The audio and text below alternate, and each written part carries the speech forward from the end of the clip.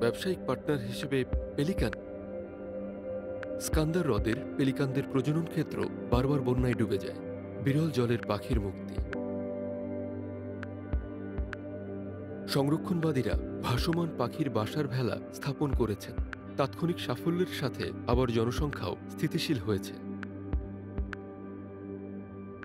স্কান্দার লেকের পাশে বসবাসকারী মানুষদের জন্য এটি একটি সৌভাগ্যের বিষয়। পাখিদের সাথে যুক্ত উদীয়মান পর্যটন ক্ষেত্রে জরুরিভাবে প্রয়োজনীয় চাকরি তৈরি হয়েছে। এইভাবে পেলিকানরা নিজেরাই ত্রাণকর্তা হয়ে উঠেছে। কিন্তু এটা কি দীর্ঘমেয়াদে এই সচকিত পাখিদের জন্য ভালো? নির্ভরযোগ্য টেকসই পর্যটনই সাহায্য করার একমাত্র উপায় মানুষ ও পেলিকান উভয়কেই।